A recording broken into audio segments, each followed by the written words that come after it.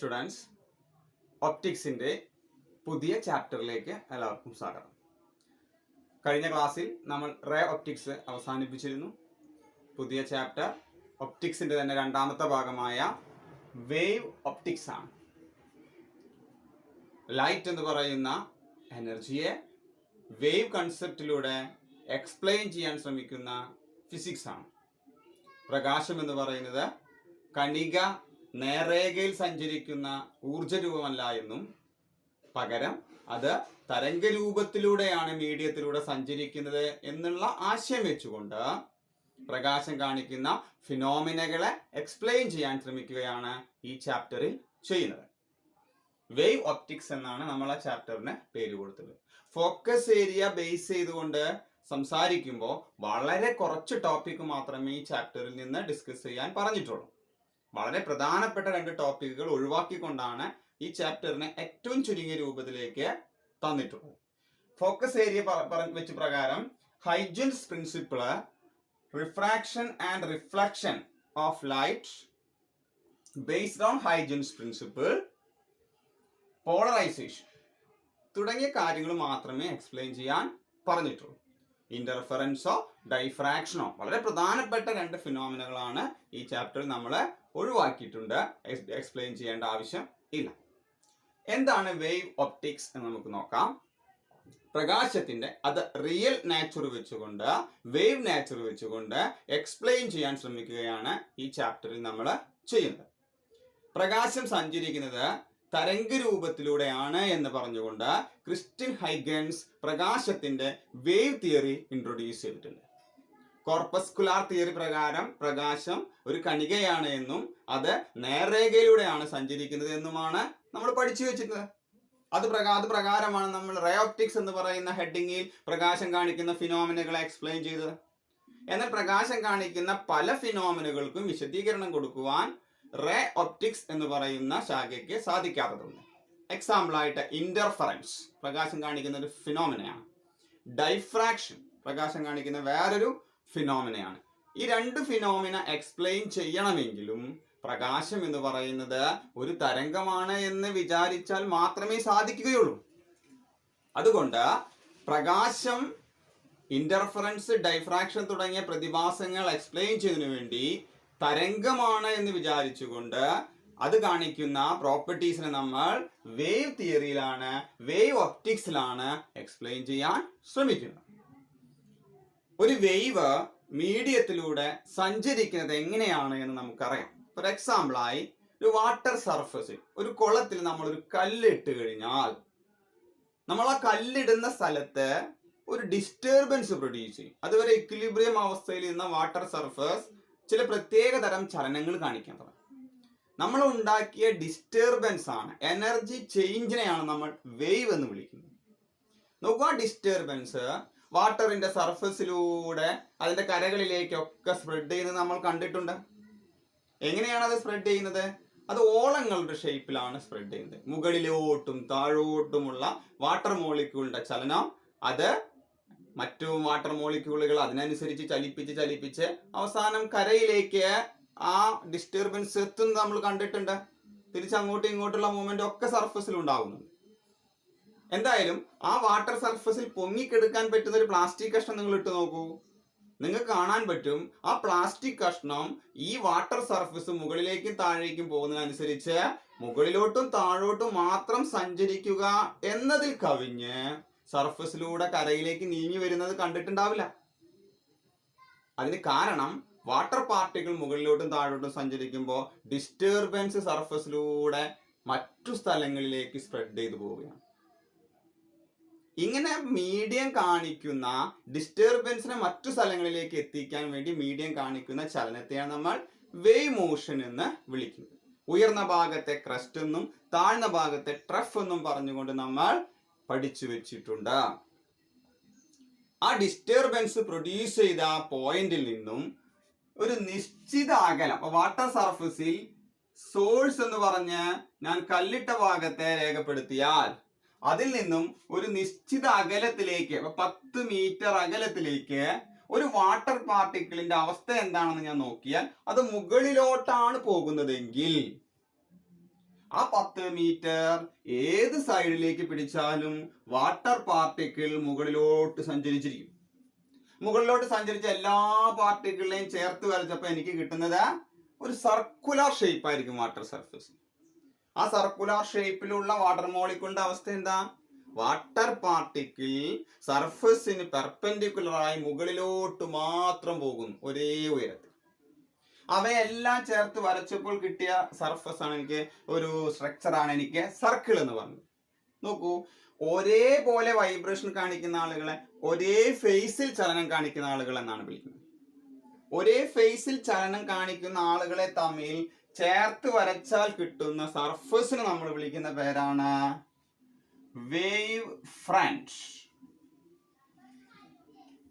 ഒരേപോലെ ചലനം കാണിക്കുന്ന ആളുകളെ കണക്ട് ചെയ്ത് കിട്ടുന്ന സർഫസ് ആണ്. Locus of all points which are vibrating in same phase. ഒരേപോലെ ഒരേ സമയത്ത് ഒരേപോലെ വൈബ്രേഷൻ കാണിക്കുന്ന പാർട്ടിക്കിളിനെ ചേർത്ത് വരച്ചാൽ കിട്ടുന്ന സർഫസിന്റെ പേരാണ് വേവ് ഫ്രണ്ട്. അപ്പൊ ഞാനിവിടെ വരച്ചിരിക്കുന്ന വേവ് ഫ്രണ്ട് ഷേപ്പ് സർക്കുലർ ആണ്. എന്നാൽ ഡിസ്റ്റർബൻസ് സഞ്ചരിക്കുന്നത് ആ സർക്കിളിന് പെർപെൻഡിക്കുലർ ആയിട്ടാണ്. വേറെ ഇതിൽ പറഞ്ഞാൽ വേവ് ഫ്രണ്ട് കൺസെപ്റ്റ് വെച്ചുകൊണ്ട് സംസാരിക്കുമ്പോൾ വേവ് സഞ്ചരിക്കുന്ന ദിശ ആ വേവ് ഫ്രണ്ടിന് 90 ഡിഗ്രി അഥവാ പെർപെൻഡിക്കുലർ ആയിരിക്കും. ഓർത്ത് വെക്കേണ്ട point, angle between wave and wave front should be always 90 degree. It is perpendicular. ഇപ്പൊ ഞാനൊരു പോയിന്റ് സോഴ്സിൽ നിന്നാണ് ഡിസ്റ്റർബൻസ് വരച്ചത്. ഇത് വാട്ടർ സർഫസിൽ മാത്രമുള്ള കേസാണ്. അതിന് പകരം ഞാൻ എയറിൽ ഒരു ഡിസ്റ്റർബൻസ് പ്രൊഡ്യൂസ് ചെയ്തു. ഞാൻ ഇവിടെ നിന്ന് നന്നായി സംസാരിക്കുന്നു. അപ്പൊ അതിന്റെ എല്ലാ ഭാഗത്തിലേക്കും 3 ഡയമെൻഷനിലായിട്ട് ഈ ഡിസ്റ്റർബൻസ് സഞ്ചരിക്കുന്നുണ്ട്. 3 ഡയമെൻഷനിലായി ഡിസ്റ്റർബൻസ് സഞ്ചരിക്കുന്നുണ്ടെങ്കിൽ ഒരു നിശ്ചിത അകലത്തിൽ അവയെല്ലാം ചേർത്ത് വരച്ചാൽ എനിക്ക് കിട്ടുന്നത് സർക്കിൾ അല്ല, പകരം ഒരു 3D സ്ട്രക്ചർ ആണ്. എന്തായിരിക്കും 3D സ്ട്രക്ചർ? അതൊരു സ്പെറിക്കൽ ആണ്, ഒരു സ്പിയർ ആണ്. അപ്പൊ സോഴ്സ് പോയിന്റ് സോഴ്സ് ആണെങ്കിൽ വേവ് ഫ്രണ്ട് എന്ന് പറയുന്നത് സ്പിയർ ആയിട്ട് എടുക്കേണ്ടി വരും. മനസ്സിലായല്ലോ? ഇവിടെ വരയ്ക്കുമ്പോൾ സർക്കിൾ ആണെങ്കിലും അത് സ്പെറിക്കൽ ആണ്. വേവും വേവ് ഫ്രണ്ടും ഉണ്ടാക്കുന്ന ആംഗിൾ 90 ഡിഗ്രിയും ആയിരിക്കും. എങ്ങനെയാണോ സോഴ്സ് വരുന്നത് അതിനനുയോജ്യമായി വേവ് ഫ്രണ്ട് ഷേപ്പ് നമുക്ക് മാറ്റി പറയാം. ഇപ്പൊ വേവ് ഫ്രണ്ട് ഒരു സിലിണ്ടറിക്കൽ സോഴ്സിന്റെ പറയുകയാണെങ്കിൽ, ഒരു ട്യൂബ് ലൈറ്റ് കത്തുന്നു. ഒരു ട്യൂബ് ലൈറ്റിൽ നിന്ന് ഒരു നിശ്ചിത സമയം കഴിഞ്ഞാൽ അതുണ്ടാക്കുന്ന വേവ് ഫ്രണ്ട് ഷേപ്പ് എന്ത് എന്ന് ചോദിച്ചാൽ നിശ്ചിത അകലത്തിൽ നമ്മൾ വലിയൊരു സിലിണ്ടർ വരച്ചതിന് തുല്യമായിരിക്കും. അതിന് പെർപെൻഡിക്കുലർ ആയിട്ട് വേവ് സഞ്ചരിക്കുകയും ചെയ്യും. അതുകൊണ്ട് സോഴ്സ് ലീനിയർ ആണെങ്കിൽ wave front cylindrical wave front ആയിരിക്കും. പോയിന്റ് സോഴ്സ് ആണെങ്കിൽ സ്പെറിക്കൽ വേവ് ഫ്രണ്ട് ആയിരിക്കും. അതേസമയം വരുന്നത് ഒരു കളക്ഷൻ ഓഫ് വേവ് ആണെങ്കിൽ, ഒരു റേ ഓഫ് ലൈറ്റിന് തുല്യമായ ആളാണ് വരുന്നതെങ്കിൽ നമ്മൾ അതിനെ വിളിക്കുക ബീം ഓഫ് ലൈറ്റ് എന്നാണ്. അങ്ങനെ ഒരു ബീം ഓഫ് ലൈറ്റ് ആണ് വരുന്നതെങ്കിൽ നോക്കുക, ഇങ്ങനെയാണ് ലൈറ്റ് വരുന്നതെങ്കിൽ ഒരേപോലെ മൂവ്മെന്റ് കാണിക്കുന്ന ആളുകളെ തമ്മിൽ ചേർത്ത് വരച്ചാൽ, ഈ ബോർഡിന്റെ കേസിലാണെങ്കിൽ അതൊരു സ്ട്രെയിറ്റ് ലൈനാണ്. എന്നാൽ ഒരു 3D പ്രൊജക്ഷനും കൂടി അതിനുണ്ടായിരുന്നുവെങ്കിലോ, 3D പ്രൊജക്ഷനും കൂടി ഉണ്ടായിരുന്നുവെങ്കിൽ നമുക്ക് ഇവിടെ ഒരു കഷ്ണം പേപ്പർ ഈ ബോർഡിലേക്ക് ഇറക്കി വെച്ചതുപോലെ ആയിരിക്കും ഒരേപോലെ വൈബ്രേഷൻ കാണിക്കുന്ന ആളുകൾ വരുന്നത്. ഒരു കൂട്ടം അങ്ങോട്ട് പോകുന്നു, അതിനെ അങ്ങോട്ട് മുറിച്ചു, എൻ്റെ കൈ വെച്ച് മുറിച്ചു എന്ന് വിചാരിക്കാം. ആ മുറിച്ചു കഴിഞ്ഞാൽ എൻ്റെ കൈയാണ് ഒരേപോലെ മൂവ്മെന്റ് കാണിക്കുന്ന ആളുകളെ തമ്മിൽ ചേർത്ത് വരച്ചാൽ കിട്ടുന്ന സർഫസ്. എൻ്റെ കൈയുടെ പ്രതലം എങ്ങനെയാ? പ്ലെയിൻ ആണ്. So when a beam of light is passing, wavefront shape will be plane wavefront. Okay? അങ്ങനെയാണെങ്കിൽ വേവും വേവ് ഫ്രണ്ട് ഉണ്ടാക്കുന്ന ആംഗിൾ എത്രയായി? 90 ഡിഗ്രി ആയി.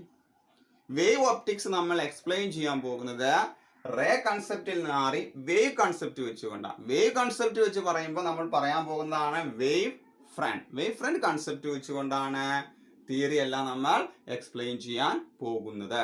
Huygens principle. ഹൈഗൻസ് പ്രിൻസിപ്പിൾ വെച്ചുകൊണ്ടാണ് എങ്ങനെയാണ് ലൈറ്റ് ഒരു മീഡിയത്തിലൂടെ സ്പ്രെഡ് ചെയ്തു പോകുന്നത് എന്നുള്ളത് നമ്മൾ വരച്ചുകൊണ്ട് എക്സ്പ്ലെയിൻ ചെയ്യും. ഇദ്ദേഹം പറയുന്നത് പ്രകാശം ഒരു മീഡിയത്തിലൂടെ സഞ്ചരിക്കുന്നത് തരംഗ രൂപത്തിലാണ് എന്നാണ്. ആ തരംഗ രൂപത്തിലുള്ള ആശയം വെച്ചുകൊണ്ട് പ്രകാശത്തിന്റെ സ്പ്രെഡിങ്, ഒരു മീഡിയത്തിലൂടെയുള്ള സ്പ്രെഡിങ് ആണ് ഈ പ്രിൻസിപ്പിളിലൂടെ എക്സ്പ്ലെയിൻ ചെയ്യാൻ ശ്രമിക്കുന്നത്. നമുക്ക് ഏത് ഡിസ്റ്റർബൻസ് പ്രൊഡ്യൂസ് ചെയ്താലും ഏത് വേവ് എടുത്താലും അതിനൊരു സോഴ്സ് ഉണ്ടാവും. ആ സോഴ്സിൽ നിന്ന് ഡിസ്റ്റർബൻസ് മീഡിയത്തിലൂടെ മുന്നോട്ടേക്ക് സഞ്ചരിക്കുകയാണ് ചെയ്യാം. ഒരേപോലെ വേരിയേഷൻ കാണിക്കുന്ന, ഒരേപോലെ മൂവ്മെന്റ് കാണിക്കുന്ന ആളുകളെ തമ്മിൽ ചേർത്ത് വരയ്ക്കുന്ന ആദ്യത്തെ സർഫസിനെ നമ്മൾ വിളിക്കുന്ന പേരാണ് പ്രൈമറി വേവ് ഫ്രണ്ട്. നോക്കൂ, പിന്നീട് നമ്മൾ വരയ്ക്കുന്ന വേവ് ഫ്രണ്ടുകളെല്ലാം നമ്മൾ വിളിക്കുക സെക്കൻഡറി വേവ് ഫ്രണ്ട് എന്നാണ്. ഇങ്ങനെ ഒരു മീഡിയത്തിൽ നിന്ന് ഡിസ്റ്റർബൻസ് അതിന്റെ മറ്റു ഭാഗങ്ങളിലേക്ക് സ്പ്രെഡ് ചെയ്യുന്നത് വേവ് ഫ്രണ്ട് വരച്ചുകൊണ്ട് നമുക്ക് എക്സ്പ്ലെയിൻ ചെയ്യാൻ സാധിക്കും. അത് എക്സ്പ്ലെയിൻ ചെയ്യുന്നത് ഹൈഗൻസ് പ്രിൻസിപ്പിൾ വെച്ചുകൊണ്ടാണ്. 2 പോയിന്റുകളാണ് ഹൈഗൻസ് പ്രിൻസിപ്പിള് പ്രധാനമായിട്ടും ഉന്നയിക്കുന്നത്. എന്തായാലും ഡിസ്റ്റർബൻസിന് ഒരു സോഴ്സ് ഉണ്ടാവും. ആദ്യം വരയ്ക്കുന്ന വേവ് ഫ്രണ്ട് പേര് പ്രൈമറി വേവ് ഫ്രണ്ട് എന്നാണ്. പ്രൈമറി വേവ് ഫ്രണ്ടിലെ ഓരോ പോയിന്റിനെയും പിന്നീട് ലൈറ്റ് മീഡിയത്തിലൂടെ സ്പ്രെഡ് ചെയ്തു പോകുന്നത് വിശദീകരിക്കുന്നതിന് വേണ്ടി പുതിയ സോഴ്സുകളായിട്ട് നിങ്ങൾക്ക് അസ്യൂം ചെയ്യാം. ആക്ച്വൽ സോഴ്സ് വേറെ ഇരിക്കുന്നുണ്ട് കേട്ടോ. വേവ് ഫ്രണ്ട് വരയ്ക്കാൻ സൗകര്യത്തിന് പ്രൈമറി വേവ് ഫ്രണ്ടിലെ ഓരോ പോയിന്റിനെയും നിങ്ങൾക്ക് പുതിയ സോഴ്സ് ആയിട്ട് അസ്യൂം ചെയ്യാം. അത് ഒറിജിനൽ സോഴ്സ് ലൈറ്റിനെ പുറത്തേക്ക് വിടുന്നത് പോലെ എല്ലാ ഡയറക്ഷനിലേക്കും ലൈറ്റിനെ വിടുന്നതായിട്ടും നിങ്ങൾക്ക് അസ്യൂം ചെയ്യാം. ഇതാണ് ഹൈഗൻസ് പ്രിൻസിപ്പിളിലെ ആദ്യത്തെ point. Each point on the primary wave front will act as a new source that spread light in all directions just like the original source. ഇപ്പോൾ വാട്ടർ സർഫസിൽ ഒരു കല്ലിട്ടു, കല്ല് വീഴുന്ന സ്ഥലത്താണ് ഡിസ്റ്റർബൻസ് ഉണ്ടായത്, വേവ് ഉണ്ടായത്, അതാണ് സോഴ്സ്. പിന്നീട് നിങ്ങൾ കാണുന്ന ഓളങ്ങളെയാണ് വേവ് ഫ്രണ്ട് എന്ന് വിളിച്ചത്. ആദ്യം നിങ്ങൾ ഒബ്സർവ് ചെയ്ത ഓളത്തിന്റെ പേരാണ് പ്രൈമറി വേവ് ഫ്രണ്ട്. അപ്പൊ അടുത്ത ഓളം അടുത്ത ഓളം അടുത്ത ഓളം എന്നുള്ള രീതിയിൽ നിങ്ങൾ വരച്ചു പോയാൽ ആ വാട്ടർ സർഫസിലൂടെ വേവ് ഡിസ്റ്റർബൻസ് മറ്റു ഭാഗത്തേക്ക് എത്തുന്നത് ഭംഗിയായിട്ട് വരയ്ക്കാം. ആ വരയ്ക്കുന്ന കാര്യം തന്നെയാണ് ഇവിടെയും പറയുന്നത്. വരയ്ക്കാൻ എളുപ്പത്തിന് പറയുന്നു, ശ്രദ്ധിക്കുക. പ്രൈമറി വേവ് ഫ്രണ്ടിനെ പിന്നീട് വരയ്ക്കുന്ന ഓളങ്ങൾ റെപ്രസെന്റ് ചെയ്യാൻ സോഴ്സ് ആയിട്ട് വേണമെങ്കിൽ എടുക്കാം. അങ്ങനെ എടുത്താൽ അത് ഒറിജിനൽ സോഴ്സ് ലൈറ്റിനെ അല്ലെങ്കിൽ വേവിനെ വിട്ടതുപോലെ നിങ്ങൾക്ക് അസ്യൂം ചെയ്യാം. This is the first point of Huygens principle. Each point on the primary wave front will act as a new source that spread light in all directions just like the original source. അപ്പോൾ ഇവിടെയാണ് ലൈറ്റിന്റെ source ഇരിക്കുന്നതെങ്കിൽ, ഇതാണ് അതിന്റെ source എങ്കിൽ, നിങ്ങൾ ആദ്യം വരച്ച wave front spherical, ഇതാണ് ഒന്നാമത്തെ വേവ് ഫ്രണ്ട്. പിന്നീട് വരയ്ക്കുന്ന വേവ് ഫ്രണ്ടിൽ സോഴ്സ് ആണ് സെന്റർ ആയിട്ട് പിടിക്കേണ്ടത്. പകരം ഇദ്ദേഹം പറയുന്നത് എന്താ, പ്രൈമറി വേവ് ഫ്രണ്ടിൽ നിങ്ങൾക്ക് നിറയെ സോഴ്സുകളാണ് ഇരിക്കുന്നത് എന്ന് അസ്യൂം ചെയ്യാം. ഓരോ പോയിന്റ് പുതിയ സോഴ്സ് ആയിട്ട് എടുക്കാം. അപ്പൊ ഇതൊക്കെ സോഴ്സ് ആണ്. S1 S2 അങ്ങനെ അങ്ങനെ Sn വരെ നിങ്ങൾക്ക് എടുക്കാം. ഈ സോഴ്സുകൾ ഒറിജിനൽ സോഴ്സ് ചെയ്തതുപോലെ ഡിസ്റ്റർബൻസിന് എല്ലാ സൈഡിലേക്കും വിട്ടുകൊണ്ടിരിക്കുന്നതായിട്ടും അസ്യൂം ചെയ്യാം. അങ്ങനെയെങ്കിൽ അടുത്ത വേവ് ഫ്രണ്ട് എങ്ങനെ വരയ്ക്കാം, അതിന്റെ അടുത്ത വേവ് ഫ്രണ്ട് എങ്ങനെ വരയ്ക്കാം എന്നുള്ളതാണ് രണ്ടാമത്തെ പോയിന്റിൽ എക്സ്പ്ലെയിൻ ചെയ്യുന്നത്. അങ്ങനെ വരച്ച് വരച്ച് വരച്ചു പോയാൽ നിങ്ങൾക്ക് ഈ മീഡിയത്തിലൂടെ എങ്ങനെയാണ് ആ ഡിസ്റ്റർബൻസ് സ്പ്രെഡ് ചെയ്യുന്നത് എന്നുള്ളത് ഭംഗിയായിട്ട് കാണിക്കാൻ പറ്റും. So it is A geometrical construction that explain how disturbance or wave is spreading through A medium. നോക്കൂ, ഡെൽറ്റ ടി സമയം കഴിഞ്ഞാൽ ഈ ഡിസ്റ്റർബൻസ് എത്ര ദൂരം എത്തിയിട്ടുണ്ടായിരിക്കും എന്നുള്ളത് വരയ്ക്കണമെങ്കിൽ ഇദ്ദേഹം പറയുന്നത്, ഇവിടെ സോഴ്സ് പിടിക്കുന്നതിന് പകരം ഓരോ പോയിന്റിനെയും നിങ്ങൾക്ക് സോഴ്സ് ആയി എടുത്ത് അത് സഞ്ചരിച്ച ദൂരം എന്നുള്ളത് കാൽക്കുലേറ്റ് ചെയ്യുക. ദൂരം എന്ന് പറഞ്ഞാൽ എങ്ങനെയാ കാൽക്കുലേറ്റ് ചെയ്യുക? സ്പീഡ് സമം ഡിസ്റ്റൻസ് ബൈ ടൈം ആണ്. അപ്പൊ distance equal speed into time. പ്രകാശത്തിന്റെ സ്പീഡ് എത്രയാ? c ആണ്. അതുകൊണ്ട് സഞ്ചരിച്ച ദൂരം ഡെൽറ്റ ടി സമയം കൊണ്ട് എത്രയാ? c ഡെൽറ്റ ടി ആണ്. വലിയ ദൂരമാണത്. ആ c ഡെൽറ്റ ടി റേഡിയസ് ആയി എടുത്തുകൊണ്ട് ഇവിടെ നിങ്ങൾ സോഴ്സ് ആയി പിടിച്ചുകൊണ്ട് സ്പിയറുകൾ വരയ്ക്കാം. അപ്പൊ ഞാൻ ആദ്യത്തെ സ്പിയർ ഇങ്ങനെ വരയ്ക്കാം. അടുത്ത പിടിച്ച് കഴിഞ്ഞാൽ അടുത്ത സ്പിയർ ഇങ്ങനെ വരയ്ക്കാം, അതിന്റെ അടുത്ത സ്പിയർ ഇങ്ങനെ വരയ്ക്കാം. അങ്ങനെ ഇഷ്ടക്കണക്കിന് സ്പിയറുകൾ നിങ്ങൾക്ക് ഇങ്ങനെ ചേർത്ത് വരച്ചാൽ ഈ വരച്ചിരിക്കുന്ന സ്പിയറുകളുടെ എല്ലാം ഫോർവേഡ് ഡയറക്ഷനിൽ കണക്ട് ചെയ്ത ഒരു സർഫസ് വരച്ചാൽ ആ സർഫസ് ആയിരിക്കും ഡെൽറ്റ ടി സമയത്തിന് ശേഷമുള്ള വേവിന്റെ ഷേപ്പ്, വേവ് ഇൻ ഫ്രണ്ട് എന്ന് പറയുന്നത്, വേവ് ഫ്രണ്ട് എന്ന് പറയുന്നത്. That means to draw secondary wave front after a time delta t, what do? You draw spheres with centers on the primary wavefront and radius c delta t. The connecting surface of the spheres in the forward direction gives secondary wavefront. That connecting surface, that locus is named as wavefront. Similarly, you can draw another secondary wavefront, and so on. അങ്ങനെ വരച്ച് പോയാൽ നിങ്ങൾക്ക് ആ മീഡിയത്തിലൂടെ എങ്ങനെയാണ് ഈ disturbance അഥവാ light spread ചെയ്തത് എന്ന് ഭംഗിയായി വരച്ച്. These are the important points of Huygens principle. എന്തൊക്കെയാണ് പോയിന്റ്സ്? ഒന്നാമത്തെ പോയിന്റ് ഇതാണ്, each point on the primary wavefront will act as a new source that spread light in all directions just like the original source. രണ്ടാമത്തെ point, to draw wavefront, secondary wavefront after a time delta t, you draw spheres with centers on the primary wavefront. The connecting surface of that spheres in the forward direction gives secondary wavefront. Similarly, you can draw a number of secondary wavefront and can explain how light is or how a disturbance is spreading through a medium. That means Huygens principle is a geometrical construction.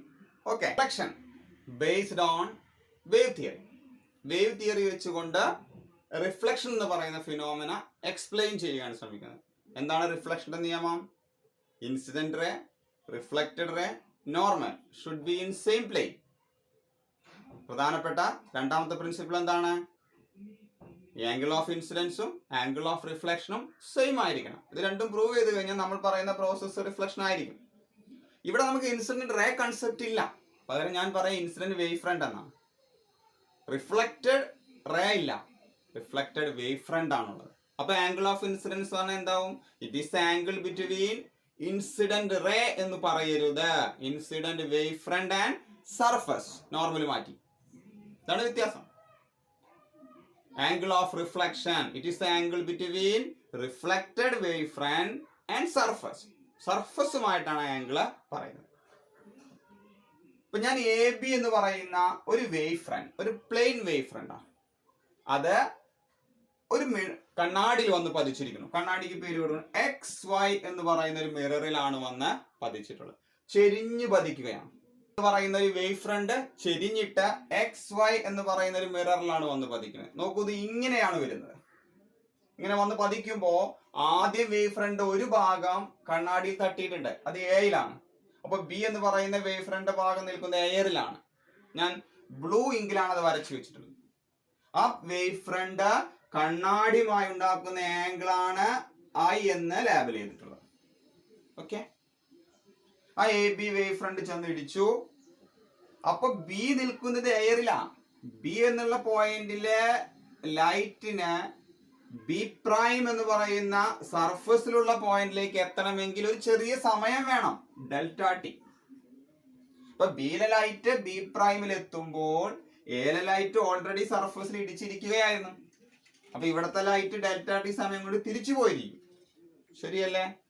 അപ്പൊ delta T സമയം കഴിഞ്ഞാൽ ലൈറ്റിന്റെ shape എന്ത്, wave front shape എന്തെന്ന് ചോദിച്ചാൽ delta T സമയം കഴിഞ്ഞാൽ എയിലെ ലൈറ്റ് പുതിയൊരു സ്ഥലത്ത് എത്തിയിരിക്കുന്നു. ഞാൻ അതിനെ എ പ്രൈം എന്ന് വിളിക്കുന്നു, എ ഡാഷ് എന്ന് വിളിക്കുന്നു. ബിയിലെ ലൈറ്റ് പുതിയൊരു സ്ഥലത്ത് എത്തിയിരിക്കുന്നു, അത് കണ്ണാടിയുടെ മുകളിലാണ്, ബി പ്രൈം എന്ന് വിളിക്കാം. അപ്പൊ ഡെൽറ്റ ടി സമയം കഴിഞ്ഞാൽ എ പ്രൈമിലാണ് ഒരു വേവ് ഇരിക്കുന്നത്, ബി പ്രൈമിലാണ് അടുത്ത വേവ് ഇരിക്കുന്നത്. ഇവ തമ്മിൽ ചേർത്ത് വരച്ചാൽ കിട്ടുന്ന സർഫസ് ആണ് അപ്പോഴുള്ള wave front. So a prime B prime is the reflected wave front. What is angle of reflection? It is the angle between reflected wavefront and surface. അതുകൊണ്ട് എ പ്രൈം ബി പ്രൈമും കണ്ണാടിയും തമ്മിലുള്ള ആംഗിളിനെ ഞാൻ ആർ എന്ന് label ചെയ്തിട്ടുണ്ട്. Okay, ഇത്രയുമാണ് ചിത്രത്തിൽ വരച്ചു വെച്ചിട്ടുള്ളത്. വരച്ചു വെച്ച് കഴിഞ്ഞാൽ ഈ കാണുന്ന ചിത്രം ശ്രദ്ധിച്ചാൽ നിങ്ങൾക്കറിയാം ആംഗിൾ ബി 90 ഡിഗ്രിയാണ്. കാരണം എന്താ? റേയും വേവ് ഫ്രണ്ടും ഉണ്ടാക്കുന്ന ആംഗിൾ 90 ഡിഗ്രിയാണ്. അങ്ങനെയെങ്കിൽ ആംഗിൾ എ പ്രൈമും 90 ഡിഗ്രിയാ. കാരണം ഈ വേവ് കടന്നു പോയിരിക്കുന്നത് വേവ് ഫ്രണ്ടിന് പെർപെൻഡിക്കുലർ ആയിരിക്കണം. അപ്പൊ angle B angle A prime 90 degree ആയിരിക്കും. ഓക്കെ ആണല്ലോ. അടുത്തത് നോക്കൂ, എ ബി പ്രൈം എന്ന് പറയുന്നത് ഈ രണ്ട് റൈറ്റ് ആംഗിളുകൾക്കും കോമൺ ആണ്. നമ്മൾ സെലക്ട് ചെയ്യുന്ന റൈറ്റ് ആംഗിളുകൾ ഏതൊക്കെയാ? ഒന്ന് A B B prime, A B B prime, ഇത് റൈറ്റ് ആംഗിൾ ആണ്. അടുത്ത റൈറ്റ് ആംഗിൾ ഏതാ? A prime B prime, A prime B prime. Next right angle. ഈ രണ്ട് റൈറ്റ് ആംഗിളുകൾ കമ്പയർ ചെയ്യുമ്പോൾ രണ്ട് ആംഗിളുകൾ 90 ഡിഗ്രിയാണ്, ആംഗിൾ ബിയും ആംഗിൾ എ പ്രൈം. അത് കൂടാതെ എ ബി പ്രൈം എന്ന് പറയുന്നത് രണ്ട് റൈറ്റ് ആംഗിളിന്റെയും നീളം കൂടിയ വശമാണ്. That means A b prime is common. അത് മാത്രമല്ല, ഇതിന്റെ ബി ബി പ്രൈം എന്ന് പറയുന്ന സൈഡ് ഡെൽറ്റ ടി സമയം കൊണ്ട് ലൈറ്റ് സഞ്ചരിച്ച ദൂരമാണ്. B B prime. അങ്ങനെയെങ്കിൽ എ പ്രൈം എന്താ? ഡെൽറ്റ ടി സമയം കൊണ്ട് കണ്ണാടിയിൽ ഇടിച്ച ലൈറ്റ് സഞ്ചരിച്ച ദൂരമാണ്. ഇതും എയറിൽ തന്നെയാണ്. ആദ്യം സഞ്ചരിച്ചിട്ടുള്ളത് എയറിൽ തന്നെയാണ്. സ്വാഭാവികമായും ബി ബി പ്രൈം എന്തിന് ഈക്വൽ ആയേ മതിയാവൂ? എ പ്രൈമിന്. കാരണം ഒരേ മീഡിയത്തിൽ ലൈറ്റ് സഞ്ചരിക്കുന്നത് ഒരേ വേഗതയിലാണ്. ഇപ്പൊ സഞ്ചരിച്ച ദൂരം സെയിം ആണ്. So B B prime is equal to A prime. നോക്കൂ, ഈ രണ്ട് റൈറ്റ് ആംഗിൾ കമ്പയർ ചെയ്തപ്പോൾ അവയുടെ ഒരു ആംഗിളും രണ്ട് വശങ്ങളും സെയിം ആയി വന്നിരിക്കുന്നു. തുല്യമായ രണ്ട് ട്രയാംഗിളുകളാണ് അത്. So these right angle triangles are congruent. Congruent ട്രയാംഗിളുടെ പ്രത്യേകത എന്താ? ഇനി അതിന്റെ ഉള്ളിൽ ബാക്കി ആംഗിളുകൾ വല്ലതുണ്ടെങ്കിൽ ബാക്കി വരുന്ന ആംഗിളുകളെല്ലാം തുല്യമായിരിക്കും. ഓരോ റൈറ്റ് ആംഗിൾ ട്രയാംഗിളിലും ഓരോ ആംഗിൾ ഉണ്ട്. ഒന്ന് ഐ ആണ്, എ ബി ബി പ്രൈം ഉള്ളിൽ. എ പ്രൈം ബി പ്രൈമിന്റെ ഉള്ളിൽ ആംഗിൾ ഏതാ? ആറുമാണ്. So definitely I can write i is equal to r. What is I is equal to R? This is the law of reflection. That means this process is reflection. And I can explain that process based on wavefront concept. That is Huygens principle. Huygens principle വെച്ചുകൊണ്ട് wavefront concept വെച്ചുകൊണ്ട് എനിക്ക് റിഫ്ലക്ഷന്റെ നിയമങ്ങൾ prove ചെയ്യാൻ പറ്റി. Incident റേയും reflected റേയും നോർമലും ഒരേ പ്രതലത്തിൽ. Incident wave ഫ്രണ്ടും reflected wave ഫ്രണ്ടും നോർമലും ഒരേ പ്രതലത്തിൽ. Angle of incidence is equal to angle of reflection. That means reflection, the process exhibited by light. Next topic, refraction. Explanation based on Huygens principle. Huygens principle വെച്ചുകൊണ്ട് refraction എങ്ങനെയാണ് explain ചെയ്യുന്നതെന്നാണ് അടുത്ത് പറയുന്നത്. നോക്കൂ, ഈ medium air ആണെന്ന് വിചാരിച്ചോളൂ. ഇതിന്റെ refractive ഇൻഡെക്സിനെ ഞാൻ N1 എന്ന് വിളിക്കുന്നതും N1 is equal to 1. Rarer മീഡിയമാണ്. ഇവിടെ ലൈറ്റ് സഞ്ചരിക്കുന്ന വേഗതയെ ഞാൻ V1 എന്നാണ് വിളിക്കുന്നത്. V1ന്റെ ആക്ച്വൽ വാല്യൂ നിങ്ങൾക്ക് അറിയാം, C ആണ്, 3 × 10⁸ മീറ്റർ പെർ സെക്കൻഡ്. എയറിൽ നിന്ന് വാട്ടറിലേക്കുള്ള ഒരു റിഫ്രാക്ഷൻ ആണ് എക്സ്പ്ലെയിൻ ചെയ്യുന്നത്. വാട്ടർ ഡെൻസർ മീഡിയമാണ്. ഞാൻ റിഫ്രാക്റ്റീവ് ഇൻഡെക്സ് N2 എന്നാണ് വിളിക്കുന്നത്. വാട്ടറിന്റെ റിഫ്രാക്റ്റീവ് ഇൻഡെക്സ് എത്രയാണ് നമുക്കറിയാം. അതിൽ ലൈറ്റ് സഞ്ചരിക്കുന്ന വേഗതയെ ഞാൻ V2 എന്നുമാണ് രേഖപ്പെടുത്തി വെച്ചിട്ടുള്ളത്. എയറിൽ നിന്ന് വാട്ടറിലേക്കുള്ള റിഫ്രാക്ഷൻ ആണ് ഞാൻ എക്സ്പ്ലെയിൻ ചെയ്യാൻ പോകുന്നത്. ഇത് റിഫ്രാക്ഷൻ ആയിരിക്കണമെങ്കിൽ നിർബന്ധമായിട്ടും ഏതോ ഒരു ലോ അനുസരിച്ചിരിക്കണം. ഏതായിരിക്കുമല്ലോ? അത് സ്നെൽസ് ലോ ആണ്. ഇൻസിഡന്റ് റിഫ്രാക്റ്റഡ് നോർമൽ ഒരു പ്രതലത്തിൽ വരയ്ക്കാൻ സാധിക്കുകയും സ്നെൽസ് ലോ അനുസരിക്കുകയും ചെയ്താൽ ആ പ്രോസസ് റിഫ്രാക്ഷൻ ആണ്. അങ്ങനെയെങ്കിൽ ഇത് രണ്ടും എനിക്ക് ഇവിടെ പ്രൂവ് ചെയ്യാൻ പറ്റണം. ഇൻസിഡന്റ് റേ എന്ന് പറയാൻ പറ്റൂ? ഇല്ല. Incident wave front. ഏതാ incident wave front? A b ആണ് ഇൻസിഡന്റ് വേവ് ഫ്രണ്ട്. ഒരു പ്ലെയിൻ വേവ് ഫ്രണ്ട് ചെരിഞ്ഞു വന്ന് പതിക്കുകയാണ്. എയർ വാട്ടർ സർഫസിൽ വന്ന് പതിക്കുമ്പോൾ ഒരെഡ്ജ് വാട്ടർ സർഫസിൽ നിൽക്കുമ്പോൾ ഒരെഡ്ജ് എവിടെ നിൽക്കുന്നത്? എയറിലാണ്. അപ്പൊ ഇതാണ് വേവ് ഫ്രണ്ട് ഷേപ്പ്, പ്ലെയിൻ ആണ്. ആ വേവ് ഫ്രണ്ട് വാട്ടർ സർഫസുമായി ഉണ്ടാക്കുന്ന ആംഗിൾ എന്ത് വിളിക്കാം? ആംഗിൾ ഓഫ് ഇൻസിഡൻസ് ആയി. അപ്പൊ ഞാൻ അതവിടെ വരച്ചു കഴിഞ്ഞു, ഇൻസിഡന്റ് വേവ് ഫ്രണ്ട്. ആ സമയം ഒരു എൻഡ് എയറിലാണ് നിൽക്കുന്നത്, ബി ആണത്. ബിയിലെ ലൈറ്റ് ഡെൽറ്റ ടി സമയം എടുത്ത് വാട്ടർ സർഫസിൽ എത്തി എന്ന് കരുതുക. അപ്പൊ ബിയിലെ ലൈറ്റ് സഞ്ചരിച്ച ദൂരം എത്രയാ? ബി ബി പ്രൈം എന്ന ദൂരം സഞ്ചരിക്കാൻ എടുത്ത സമയം ഡെൽറ്റ ടി ആണ്. സ്വാഭാവികമായി സഞ്ചരിച്ച ദൂരം എങ്ങനെയാ കാണാ? ഇവിടെ സഞ്ചരിച്ച സ്പീഡ് ഗുണിക്കണം അതിനെടുത്ത സമയം. അപ്പൊ ബി ബി പ്രൈം എന്ന് പറയുന്ന ദൂരം എന്ന് പറയുന്നത് ഇവിടെ സഞ്ചരിച്ച വെലോസിറ്റി v1, എടുത്ത സമയം ഡെൽറ്റ ടി, ഇതായിരിക്കും. ആ സമയം കൊണ്ട് ഏല ലൈറ്റ് വാട്ടറിലേക്ക് ഇറങ്ങിയിരിക്കും, ശരിയല്ലേ? വാട്ടറിൽ സഞ്ചരിക്കുന്ന വെലോസിറ്റി v1 അല്ല കേട്ടോ, അത് വേറെയാണ്. എന്തായാലും ഒരു നിശ്ചിത ദൂരം അത് സഞ്ചരിച്ചിരിക്കും. അത് എത്തിയ പോയിന്റ് എ പ്രൈം ആണെന്ന് വിചാരിച്ചു. അപ്പൊ ഡെൽറ്റ ടി സമയം കൊണ്ട് ബിയിലെ ലൈറ്റ് ബി പ്രൈമില് വാട്ടർ സർഫസിൽ എത്തുമ്പോൾ എയിലെ ലൈറ്റ് വാട്ടറിന്റെ ഉള്ളിലേക്ക് ഇറങ്ങി എ പ്രൈം എന്ന സ്ഥലത്ത് എത്തിക്കഴിഞ്ഞിരിക്കുന്നു. What is the shape of wave front? ആ സമയത്തുള്ള ലൈറ്റുകളെ തമ്മിൽ ചേർത്ത് വരയ്ക്കാം. ആ ചേർത്ത് വരച്ചാൽ നിങ്ങൾക്ക് കിട്ടാൻ പോകുന്നത് വേറൊരു വേവ് ഫ്രണ്ടാണ്. അതും പ്ലെയിൻ വേവ് ഫ്രണ്ട് തന്നെയാണ്. കാരണം ഇവിടെയൊക്കെ ലൈറ്റ് റേസ് ഇറങ്ങിക്കൊണ്ടിരിക്കും. ആ വേവ് ഫ്രണ്ടിനെ വിളിക്കുക റിഫ്രാക്റ്റഡ് വേവ് ഫ്രണ്ട് എന്നാണ്. What is angle of refraction? Refracted wave ഫ്രണ്ടിന്റെയും സർഫസിന്റെയും ഇടയ്ക്ക് വരുന്ന ആംഗിളിന്റെ പേരാണ് angle of refraction. So this is R, angle of refraction. ഇവിടെ I വന്നു, ഇവിടെ R വന്നു. എയിലെ ലൈറ്റ് എ പ്രൈമിൽ എത്തിയപ്പോൾ ബിയിലെ ലൈറ്റ് എവിടെ എത്തിയത്? ബി പ്രൈമില്. ഈ രണ്ട് ദൂരം സെയിം ആവോ? ഒരിക്കലുമില്ല. കാരണം രണ്ട് മീഡിയത്തിലാണ്, രണ്ട് വേഗതയിലാണ് ലൈറ്റ് സഞ്ചരിക്കുന്നത്. സഞ്ചരിച്ച ദൂരം സെയിം ആവില്ല. അതുകൊണ്ട് എ പ്രൈം എന്ന് പറയുന്ന ദൂരം എന്ന് പറയുന്നത് ഡെൽറ്റ ടി സമയം കൊണ്ട് തന്നെ സംഭവിച്ചതാണ്. ഇവിടുത്തെ സ്പീഡ് v2 ആയതുകൊണ്ട് it is v2 into delta T. അപ്പൊ ഞാൻ ഇൻസിഡന്റ് വേവ് ഫ്രണ്ട് ബോർഡിൽ വരച്ചു, റിഫ്രാക്റ്റഡ് വേവ് ഫ്രണ്ട് ബോർഡിൽ വരച്ചു, റിഫ്ലക്റ്റിംഗ് സർഫസും ബോർഡിൽ വരച്ചിട്ടുണ്ട്. അതുകൊണ്ട് ഇത് റിഫ്രാക്ഷൻ ആയിരിക്കുവാനുള്ള ഒരു സാധ്യത വന്നു കഴിഞ്ഞിരിക്കുന്നു.